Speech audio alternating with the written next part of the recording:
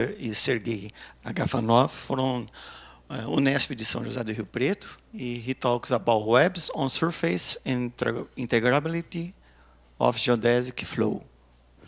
Many thanks for the invitation.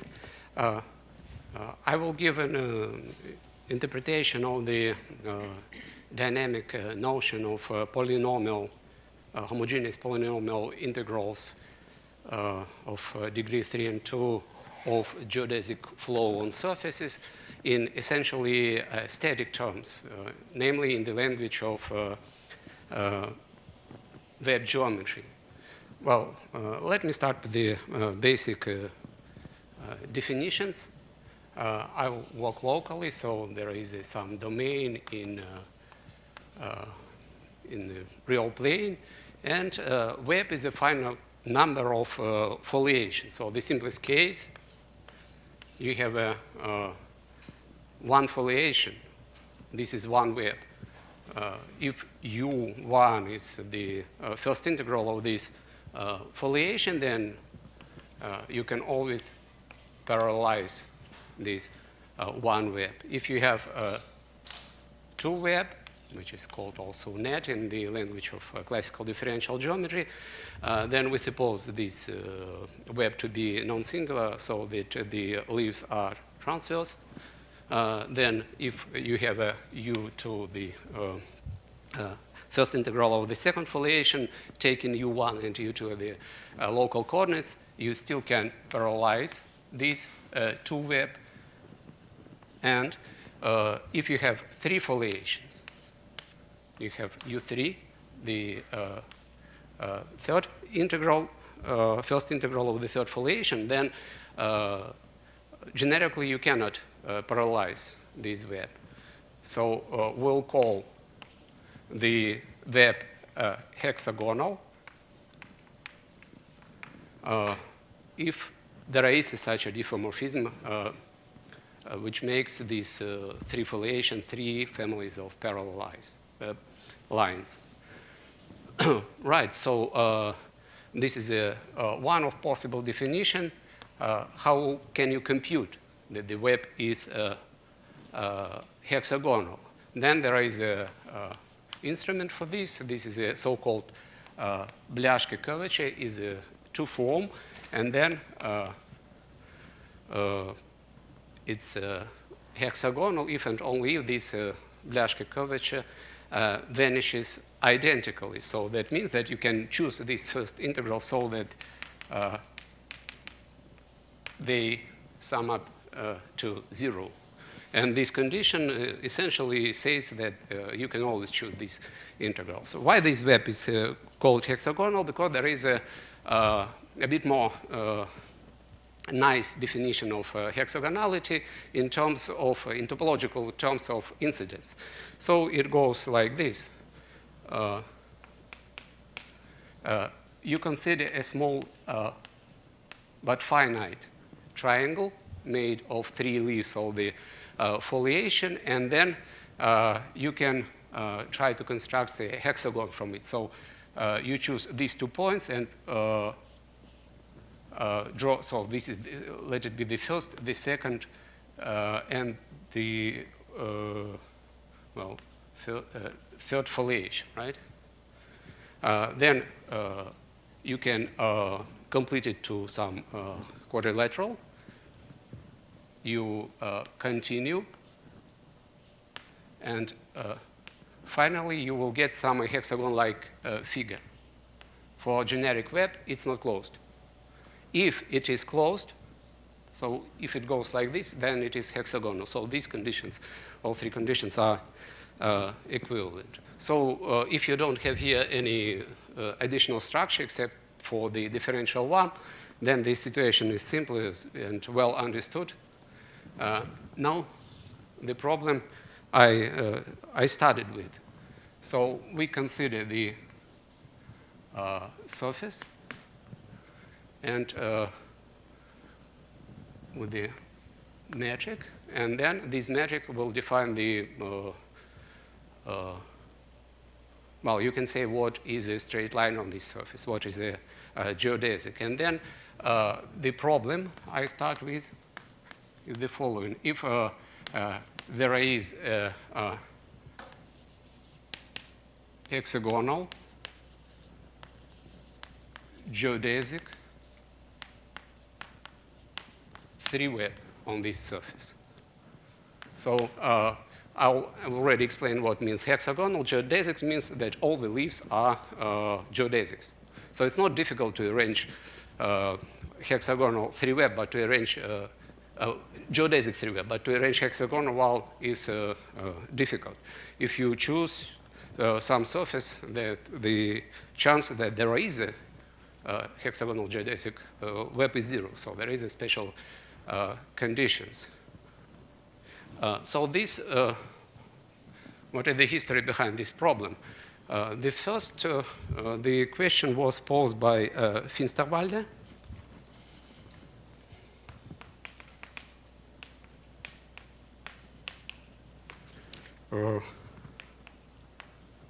More than 100 years ago. He actually made the following observation, then, that if your surface is the surface of revolution, there is one parameter family of such hexagonal geodesic 3 webs. So how to explain this? You have an axis of revolution, you have a generating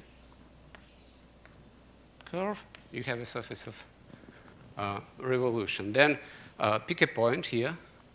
Then meridian is always a geodesic, right? So you draw meridian through this point, and then you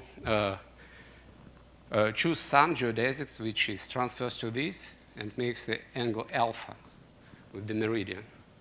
Then you take a symmetric geodesic that has the same angle alpha with the meridian, and then you rotate. As you rotate, you have 3 foliations by geodesics. And Finsterwalde observed that this web is always hexagonal. Why? So you consider here half of the hexagon, and then there is a through this meridian, there goes a plane, which is a symmetry plane for the surface of revolution. You reflect, and then your hexagonal is trivially close. So symmetry in this case implies hexagonality. And also, Finsterwalde has asked if there are other examples of such webs. So the first examples, which are not surfaces of revolution, were constructed by Stechel. Actually, he mentioned in his paper that the calculation was made by his PhD student, Al. And in this year, they produced some examples. Then most of the examples turned out to be so-called Lie spiral surfaces. What is the Lie spiral surfaces? It's a generalization of the surfaces of revolution. You have a axis, you have some curve, you choose a point here, let's call it center, and then you apply rotation at the angle theta and the homotity with this coefficient. So you will have a kind of spiral, right? It goes to this center. They also have written down the PDEs for the metric coefficients for the surface to admit hexagonal geodesic 3 webs. So they have written partial differential equations for the metric. Then there was a paper by Zauer.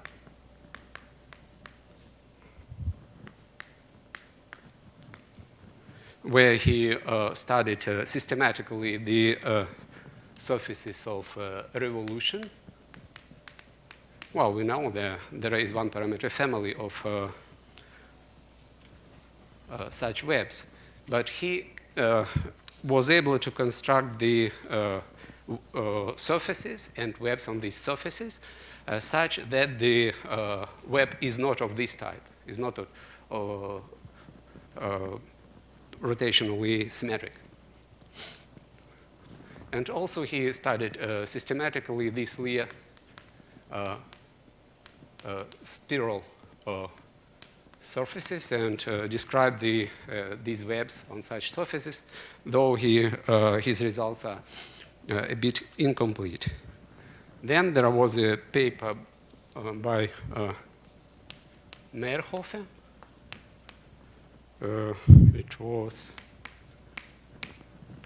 1931, where he asked the question, how many surfaces, how many such webs a surface can carry? How many, one have to understand how many essential parameters the family of such webs has. And he has proven that the number of parameters is at most 9, and this up about is realized by the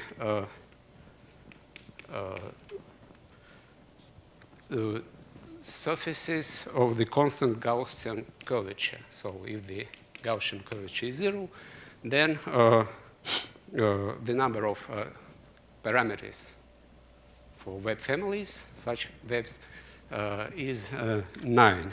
Well, let me illustrate this result, that the number of parameters is 9 on the surfaces of constant Gaussian curvature by the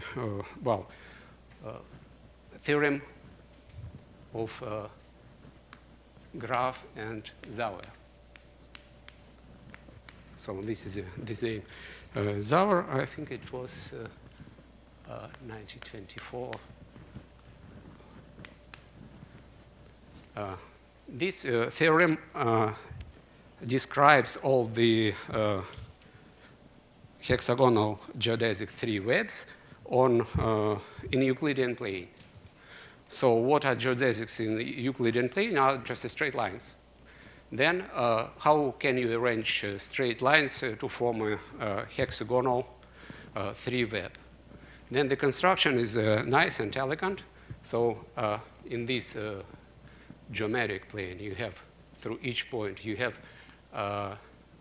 3 straight lines. Each line belongs, at least locally, to one parameter family of straight lines, which you can understand in the if you consider them to be in the projective plane is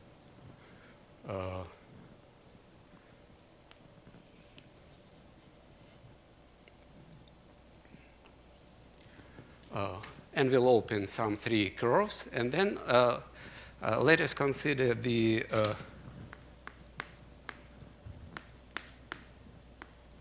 dual plane.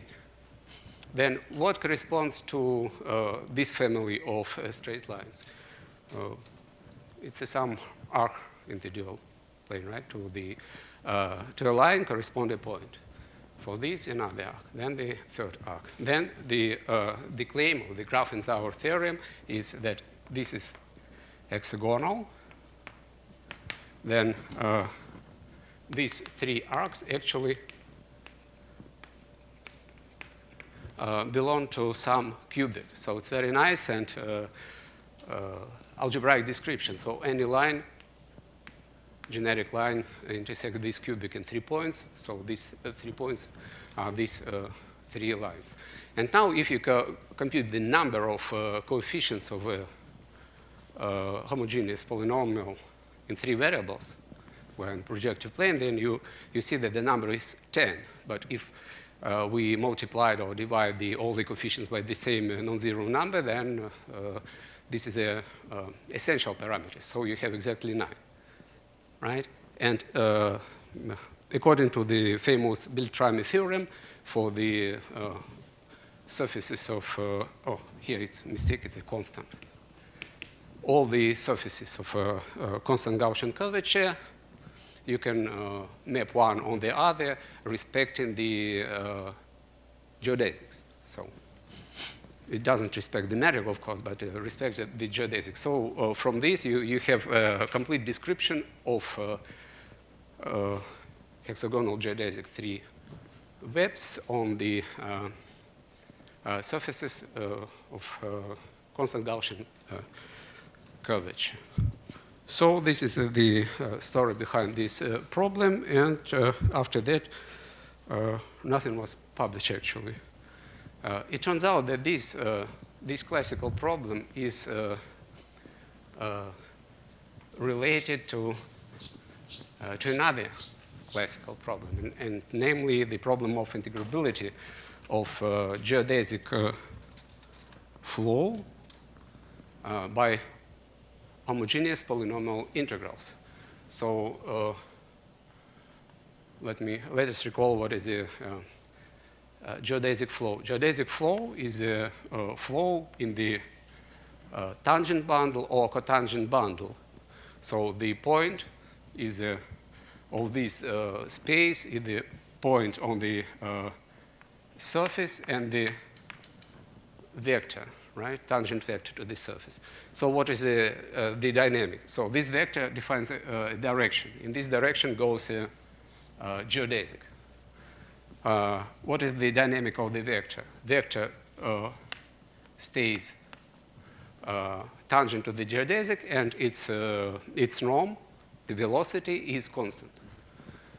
Well, due to the canonical isomorphism between the tangent and cotangent bundle, it can be written also for the cotangent bundle, and we can claim the following. Well, the first, this geodesic flow is Hamiltonian.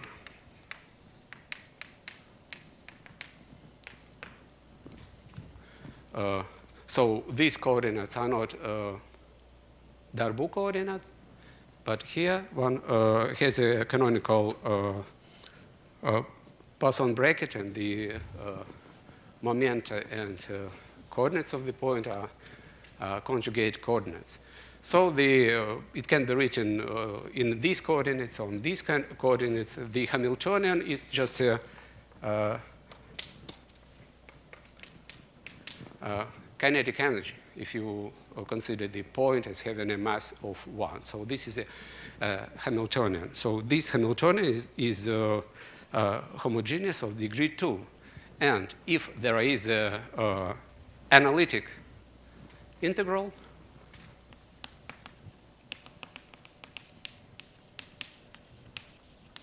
then necessarily there is a homogeneous polynomial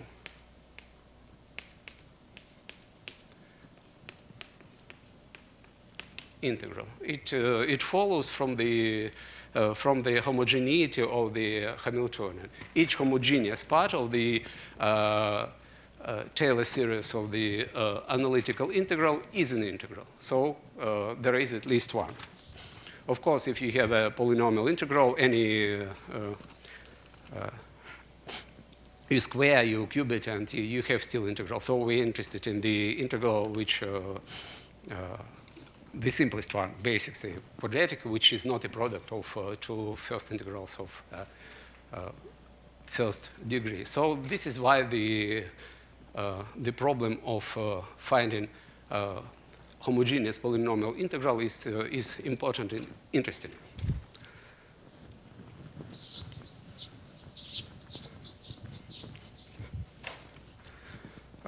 Then, what is the dimension of this space? The dimension of this space for surfaces is 4, right?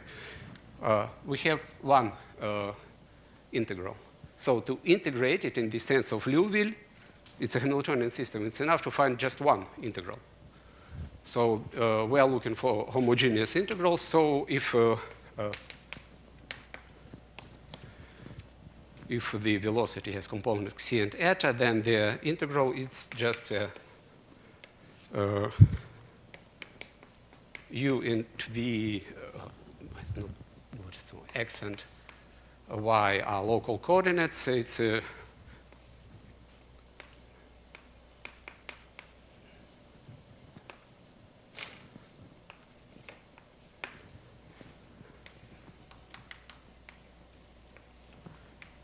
so homogeneous polynomial of degree n. It's just this expression. And now I'm ready to formulate the theorem, which relates cubic integrals and hexagonal geodesic 3 webs. The theorem is the following. Surface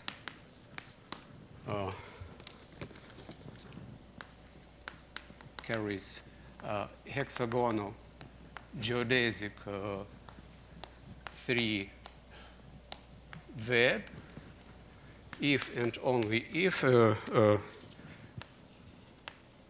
geodesic flow admits a cubic integral. Well, we need a technical condition with a real zero direction. If you fix x and y, consider this is a polynomial equation, so it has a 3 zero direction. So we suppose that these directions are real. So the relation is just like this, very simple, and actually this theorem should be proved by Zaur,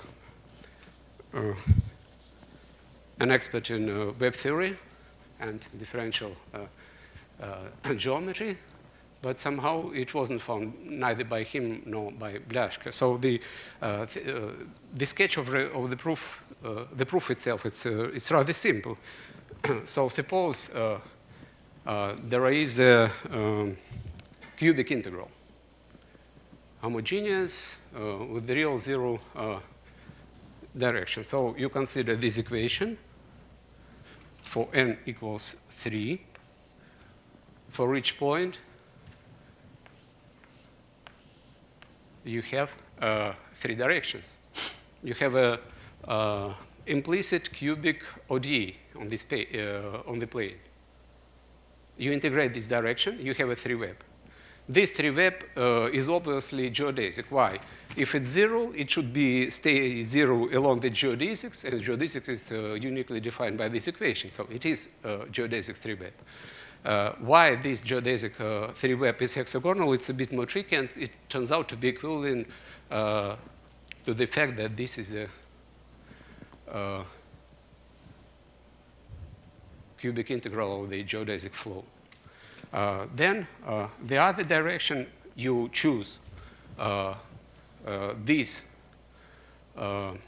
first integrals of the geodesic 3 web, which makes it parallel.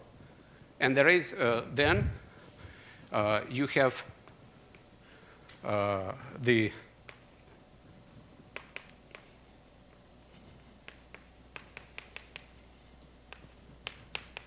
this cubic ODE, and it turns out that there is a integrating factor that makes this cubic expression cubic first integral of the geodesic flow.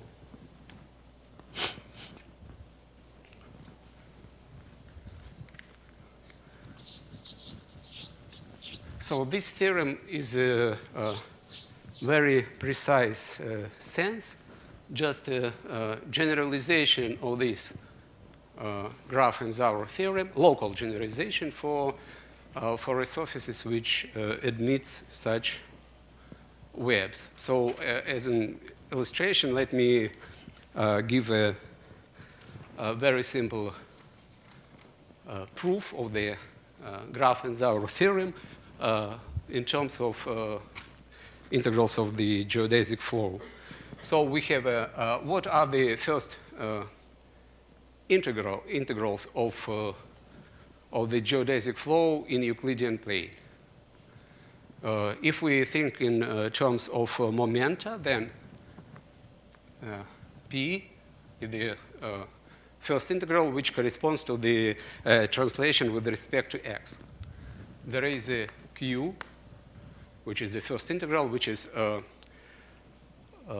corresponds to translation with respect to other direction, y. And there is a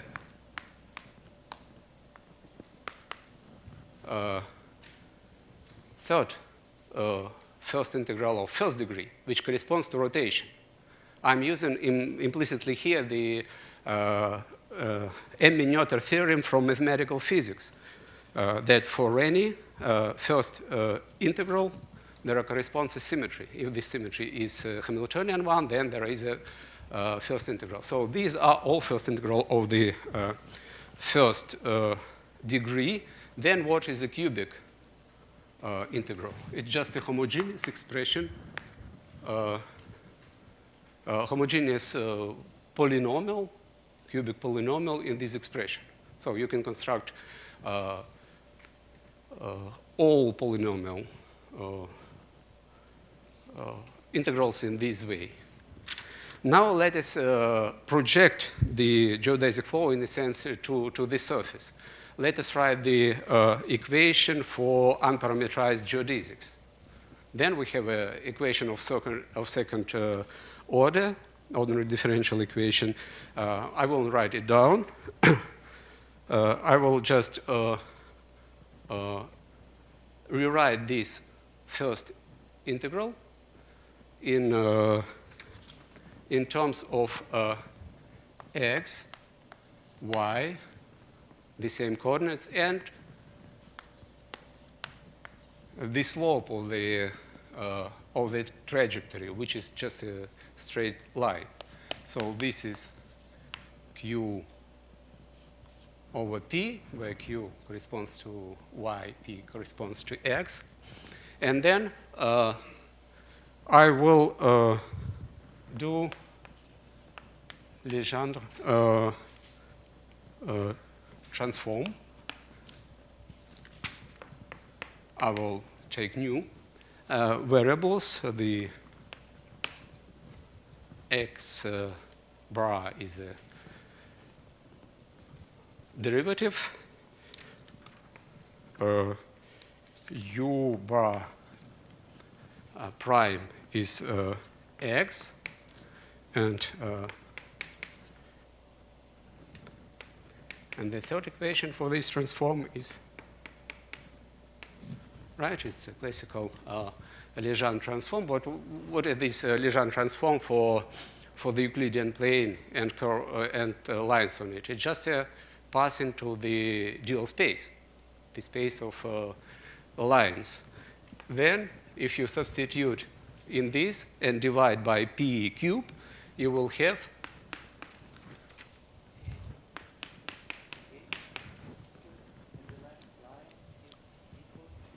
equal to, right.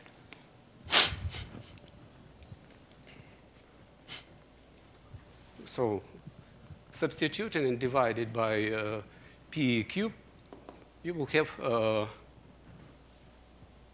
this equation. And this equation is now not homogeneous, but this is a cubic equation, right? So what is this cubic equation? This is exactly this cubic.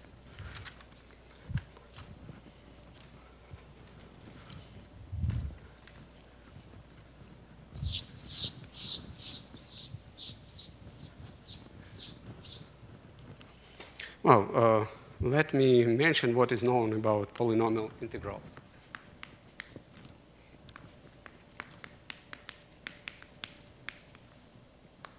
on surfaces. So let us consider this space of linear first integrals on this surface. That means linear with respect to the momenta P and Q. So what is the possible dimension of the space of these integrals? If you have one integral, another integral, you sum them, it's again an integral. Sum with some constant coefficient. Then generically you will have 0, you can have 1, and you can have 3. 2 is not possible. It's easy to understand if we invoke again the Noether theorem.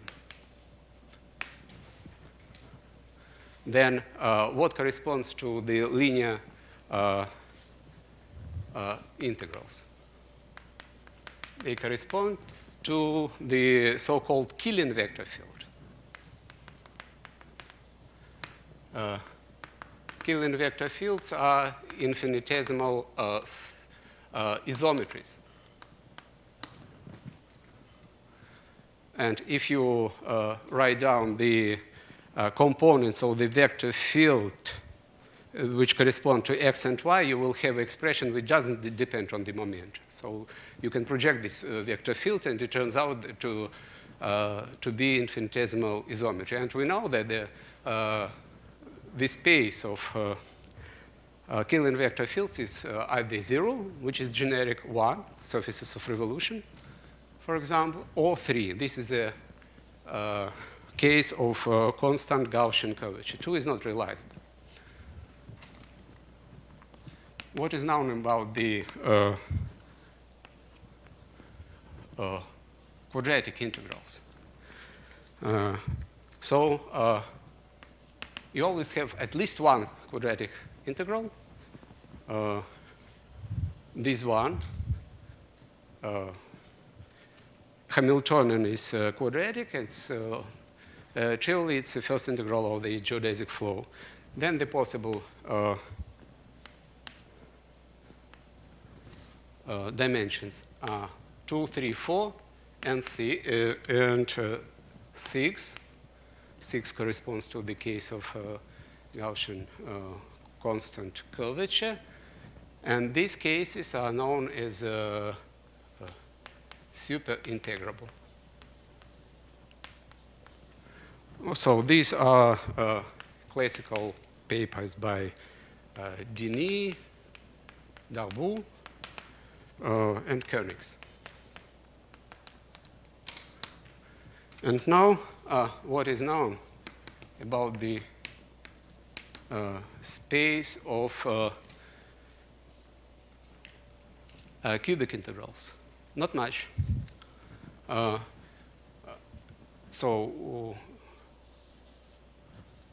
10 is possible. This is a case of constant Gaussian curvature. Then 0 is generic. Then, as I have shown, there are examples when there is only 1. Examples with 2 integrals is, for example, surfaces of revolution. There is one parameter. One parameter means that there are two-dimensional space of quadratic integrals because of the projectivization. Then it is known that in this case, in this superintegrable case, there is always a Killing vector field. If there is a Killing vector field, and there is also Hamiltonian, you multiply them, you have a cubic integral. You take a linear integral, cube it, you have another. So in this way, you can produce the example with 4 dimensional space of cubic integrals. And that's it. So such a simple local question, right? It's local question. Yeah, we're not talking about the existence of integrals on some, say, compact closed surfaces. What is known? Well, it's not all that is known. It's known that if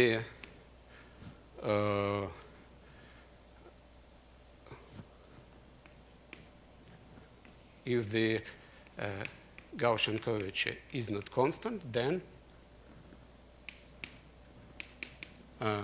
this dimension is bounded by 7. There is no example by 7, so this is just a compatibility analysis for overdetermined system of PDEs. And actually, well, this is result by Frühbis-Krüger.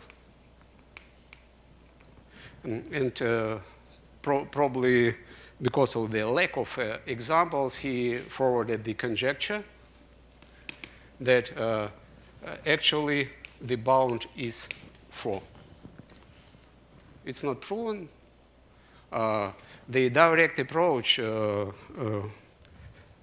based on the just a compatibility condition cannot be made with the modern computers. So the calculation will very quickly eat out all the memory. So it doesn't work. So my time is almost over, so probably I will not mention the quadratic integrals. But the idea is to start with the quadratic integrals with the real zero direction and try to understand what this geodesic net means. How can one characterize these surfaces which admits such webs, and which is a condition on this web to guarantee that that there is a first integral quadratic which produce this web. This can be done in terms of web theory, but the construction is not so transparent as for the cubic integrals. Can be done. There are interesting relations to the billiards, integral billiards and surfaces. In 1 minute, I will mention another non-solved problem in this field, which probably needs a technique of singularity theory. So the problem is the following. Let us consider a torus. It's not a torus of revolution, it's just a topological torus, and we are considering all the smooth metrics on this torus. And the problem is, if there exists a metric such that there is no linear integral and there is a cubic integral. It's not known. There is a conjecture forwarded by Misha Bialy that if there is a cubic integral on the torus, then necessarily there is a linear integral. So there is a infinitesimal isometry. There are some partial results which support this conjecture, but it's not proven. So that's it.